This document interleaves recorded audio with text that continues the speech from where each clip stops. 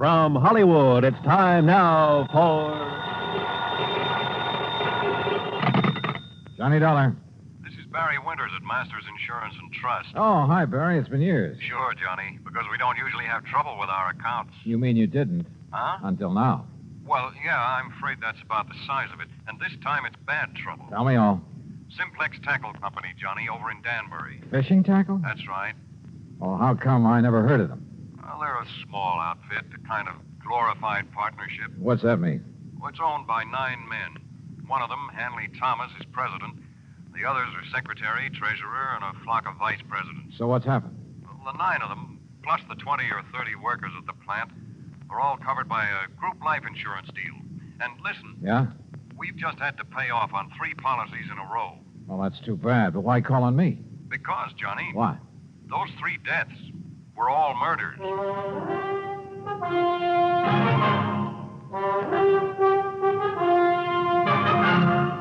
Bob Bailey in the exciting adventures of the man with the action-packed expense account, America's fabulous freelance insurance investigator. Yours truly, Johnny Dollar.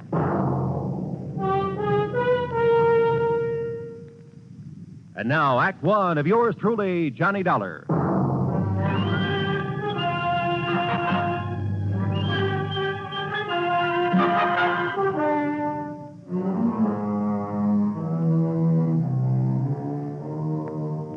Expense account submitted by Special Investigator Johnny Dollar to the Masters Insurance and Trust Company, Home Office, Hartford, Connecticut. Following is an account of expenses incurred during my investigation of the ugly pattern matter.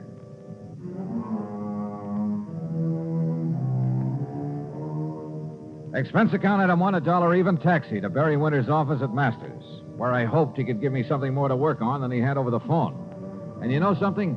As it turned out, he gave me a lot more than he thought he did. Police? Sure, they've been working on these murders, Johnny. But they haven't come up with anything, except a theory that one man is behind them all. Why, Barry? Because the victims have all been members of the Simplex Tackle Company. Well, but I don't... Because they've all occurred within a month. Because each of them occurred on a Wednesday. Pattern, huh? That's right. And also, Johnny, because there's been no apparent reason for any of them. Have the police found anything? Nothing. Same kind of weapon used in each case? No. The first was a VP named Adams, run over by a car. Sure it wasn't accidental. The police say no. The second, John Bowers, was strangled, and Frank Dalvers was shot in his own home. No pattern there. I mean, in the way they occurred. Apparently not. But Hanley Thomas and the police don't agree. Thomas is president of Simplex, you said. And a real financial wizard. Used to be a promoter. Not much ethics, but a sharp businessman. As a friend or partner, I imagine he's a fine man. Here. I'll give you a complete list of the officers of the company, their rank and their salary. Well, I don't know exactly what good that'll do. Here you are. And this is a list of the employees. Have those employees all been checked out? Sergeant Dennis over there at Homicide made quite a point of it. So did Mr. Thomas. Well, look, why don't I run over there and talk with him and to the Danbury police? Yeah, I think you'd better. And, Johnny, the sooner the better. Why do you say that? The pattern. There are still 6 officers left in that company. That is, 6 who are still alive. Item 2, another $1 for a cab back to my apartment. There I picked up my own car, and from here on in, the charge will be for mileage. Except for item 3, $4 1/4 for a tank of mobile gas. It was almost noon by the time I'd covered the 60-odd miles to the Simplex factory on the far edge of Danbury. To my surprise, it was quite a plant, new and modern in every way. A receptionist took my card, and a few minutes later, I was ushered into the office of Hanley Thomas, president. Oh, this is a terrible thing. Adams, Bowers, Frank Dalvers, all within a few weeks. Barry Winters, back in Hartford, seems to think these murders have all been the work of one man. Police and I concur in that theory. There's been a sort of pattern followed by the crazy killer. But not an actual method, Mr. Thomas. No, I'll grant you that's true. Car accident, strangling, pistol shot. But they were done by someone who must have been very familiar with his victims. How do you mean? Well, someone who knew, for instance, that Ben Adams took a long walk alone each night. He knew the route that he took. Same thing applied to the second victim? John Bowers always drove to work through a little woods. It was there he was stopped and strangled. Frank Dalvers always stayed at home alone on Wednesday nights while his wife was out playing bridge. Someone broke in on him, huh? Have the police checked that? Well, it was someone he must have let in. In other words, someone he knew. That's a possibility, I suppose. I understand you've checked on all your employees. Yes, right off the bat, as much as the police could. Any particular reason to suspect one of them? Well, only because they were all in position to know these men pretty well, know their habits. We're a small company, Mr. Dollar. Our employees, including the girls in the office, only number 21. That was your only reason to think one of them may have done it? Oh, of course, we've had our share of labor troubles, a few dissidents in the ranks, so to speak. I suppose some of them resent the rather top-heavy management here. You mean the fact there are 9 executives to only 21 employees, huh? Yes, and I must confess the profits have been pretty good lately. Barry Winters gave me a list of, here it is. Now, according to this, all of these... What is it, Mr. Dollar? Well, I got thinking on the way over here. Yes? Part of the pattern you mentioned, the 3 men were killed in alphabetical order. What? Well, yes. Adams, Bowers, Dalvers. But now that I look at this list again... Of course. The pattern again. No, I think that was just coincidence. The pattern, if there is one, is based on their order of rank. That is, if these salary figures mean anything. I'm not sure I understand you. Well, look, first was Adams at the lowest salary among you officers. Well, yes, Adams received $12,000 a year. Yeah, look. Bowers came in next at $13,500. You're right. And Frank Dalvers earned $15,000. So, if this pattern should continue... You mean to say you think there might be more of these murders? If this pattern continues, the next to go would be... Good heavens. Would be James Williams or Charles Hart, both earning $16,500. Then a couple of more.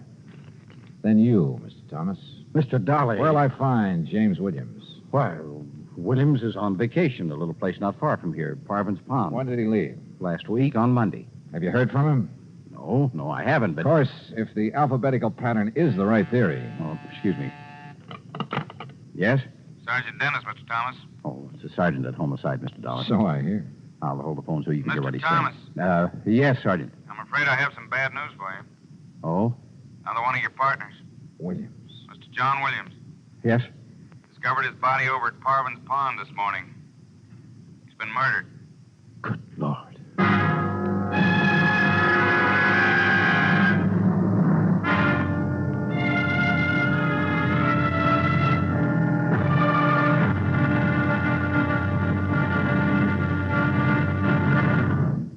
Act 2 of yours truly, Johnny Dollar, in a moment.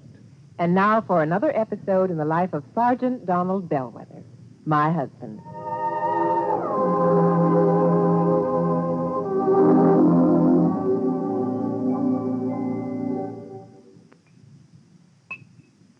Oh, that's what I call a good dinner, Rita. Oh, that was delicious. Well, I'm glad to hear that, dear. More coffee? Yeah, just about a half a cup, please. All right. There you are. Thank you. Now, tell me all about your safety class. Did the boys enjoy your speech? Oh, yeah, they sure did. Thanks to you, I did quite well. My lieutenant complimented me afterwards. Well, good. Yeah, but that same lieutenant threw me a curve, too. How, dear? Well, after I gave my talk, he asked the men if there were any questions. Well, that did it. But one of the guys stood up and said, look, Sarge, you claim there were over 95,000 deaths and over 9.5 million people injured in accidents in the U.S. last year. Looks to me like all those safety campaigns and slogans are doing no good at all. Well, how did you answer? I didn't.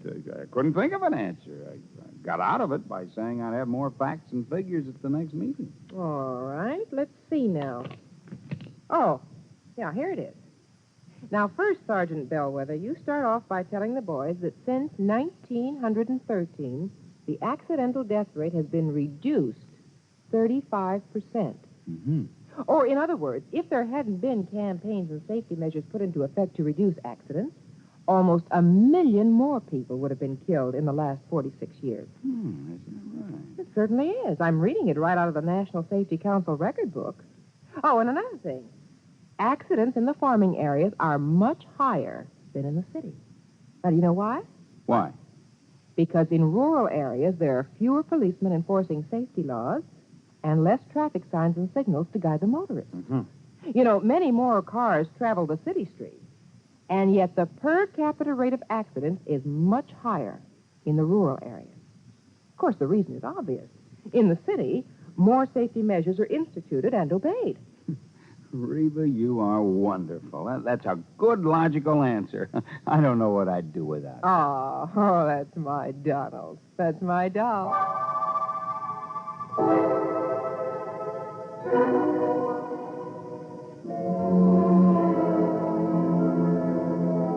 And now, Act Two of yours truly, Johnny Dollar, and the Ugly Pattern Matter.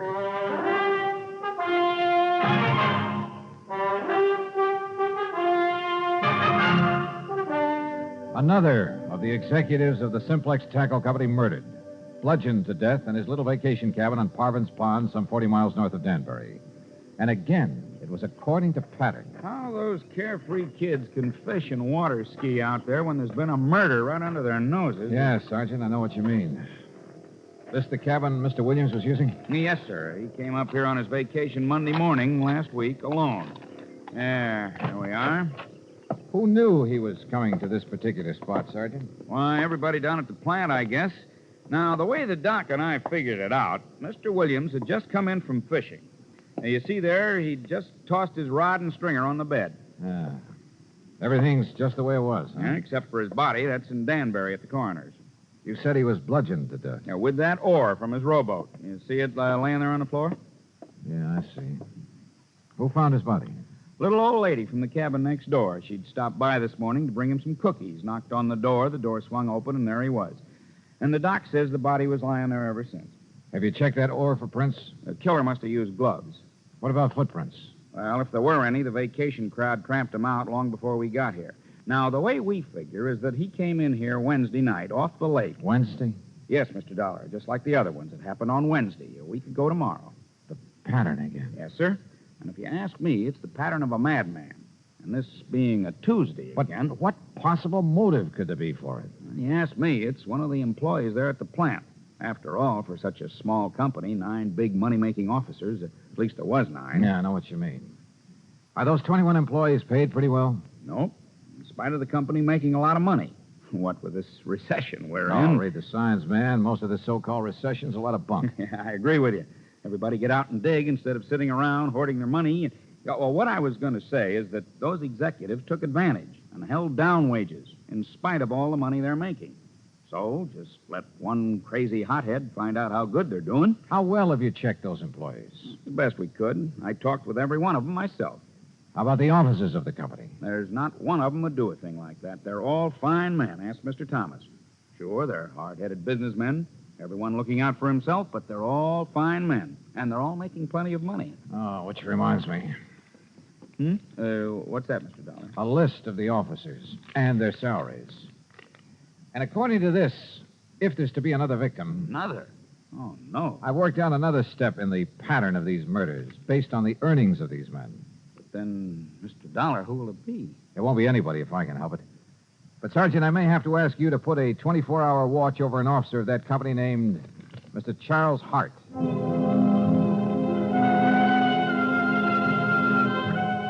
I didn't bother explaining my own idea of the pattern to Sergeant Dennis. After all, my theory could be wrong. But I drove back to the Simplex factory, to the office of Charles Hart. I found only a secretary there. No, he isn't here, Mr. Dollar. Well, where is he? To be perfectly honest about it, I don't know. Hasn't he been in at all today? No, sir. Hasn't been in since about last Wednesday. Look, Miss whatever your name is, have you called his home, his wife? He's a bachelor, Mr. Dollar, and lives in a little apartment in Danbury. Have you tried to call him? Well, no, sir. You see, there was Does Mr. Thomas know about his not being here? There's nothing unusual about Charlie's leaving without telling us, Mr. Dollar. Oh, Mr. Thomas. He often goes off on sales trips like this. He was last seen the day Mr. Williams was killed. Well, surely you don't think Charlie Hart had anything to do with Jim Williams being... Oh, no. Did you find out anything over at Parvin's Pond? No, not much, I'm afraid. Could this Charlie Hart have had any reason for wanting Williams out of the organization, and Adams and Bowers and Dalvers? Of course not. Yes. Yes, he could. What? Miss Gregg. What do you mean by that?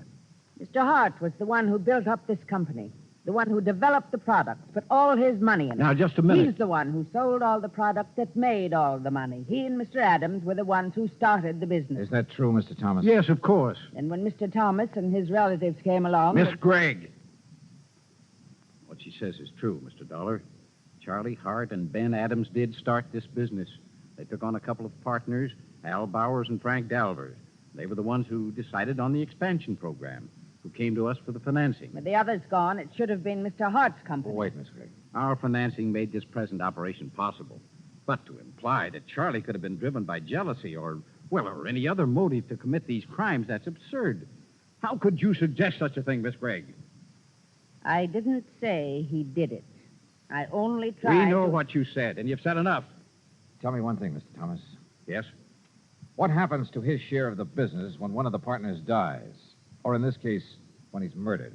Well, the other partners absorb his share. Then, if Charlie Hart eliminated one of you, it would add to his holdings. That's true. Okay, I'll see you later. But, Mr. Dollar, if you believe for one moment that Charlie Hart... Why, I've known him for years. Yeah? Well, I think I want to know him a little better.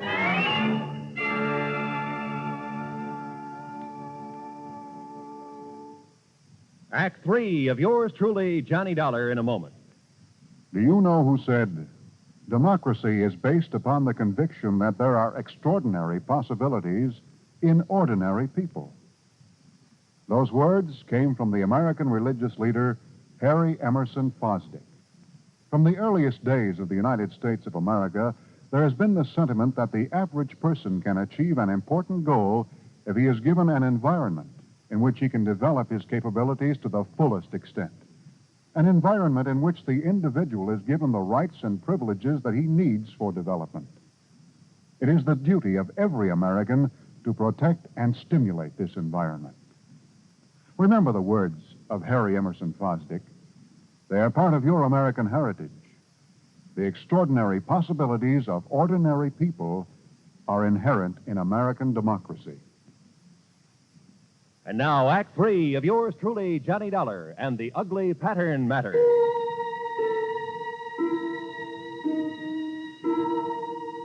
It was pretty plain that Charlie Hart, supposedly next on the list of victims, had plenty of motive for eliminating some of his partners in the Simplex Tackle Company.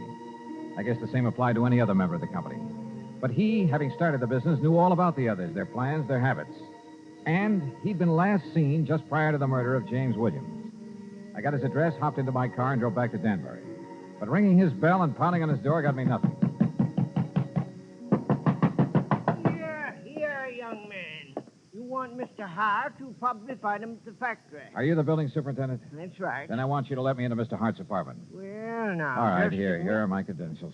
I'm an insurance investigator. Investigator. Yeah, here, see? Johnny Dollar special. And if that isn't enough, here's a 5-spot for your trouble. 10. Well. But now don't you let on that Okay, Dad, thanks.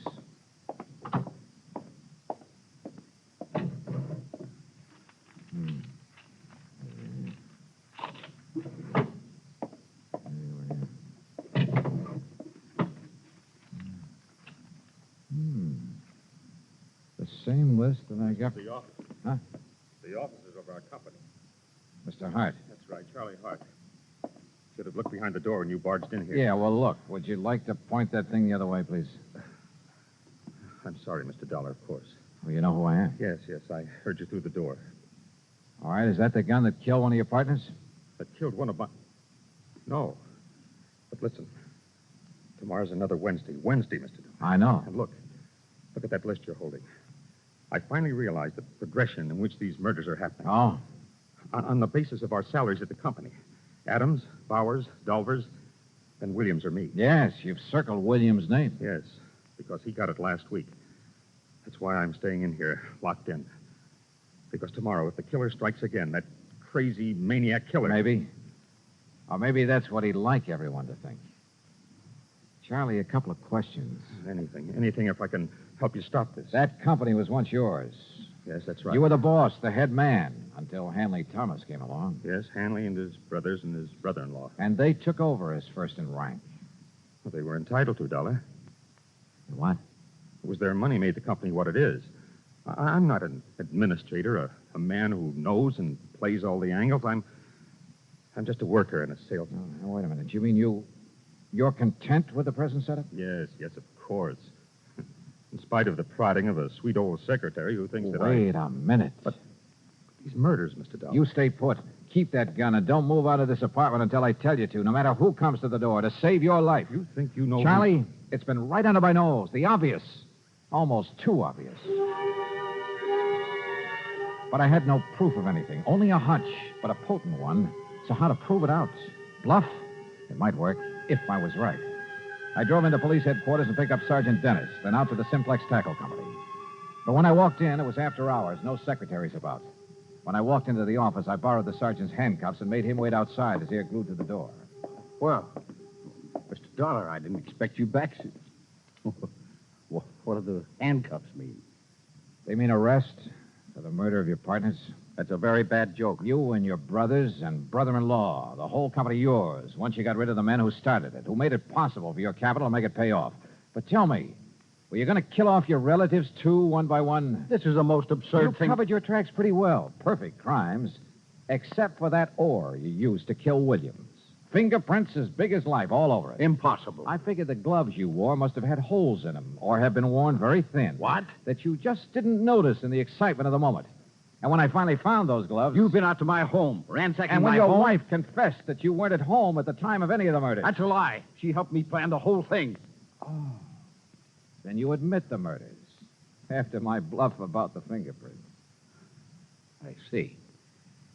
But now that you know, you haven't had time to tell anyone. There's no one around to hear the shot, Mr. Dollar.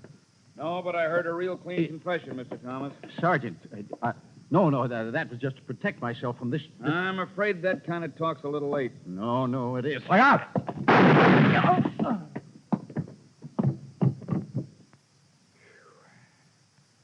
Sergeant, I haven't seen that fast a draw except on TV. That's where I learned it.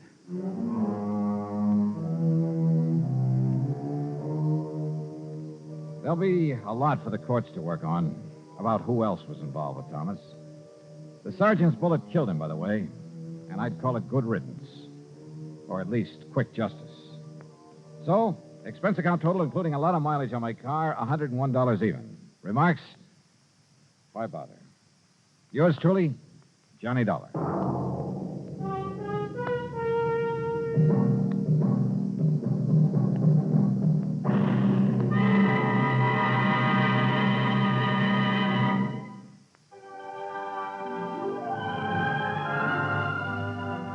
Yours truly, Johnny Dollar, starring Bob Bailey, originates in Hollywood and is produced and directed by Jack Johnstone, who also wrote today's story.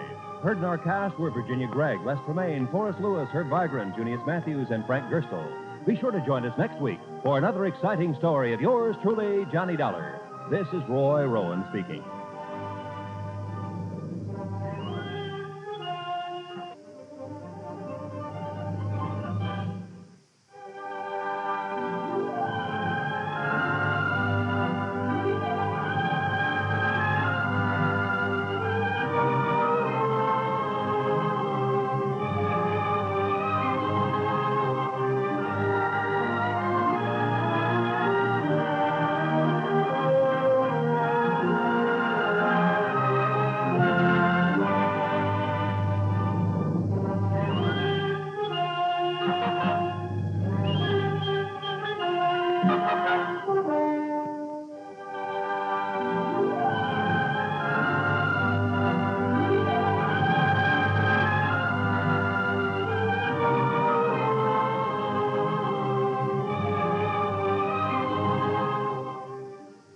Johnny Dollar has come to you through the worldwide facilities of the United States Armed Forces Radio and Television Service.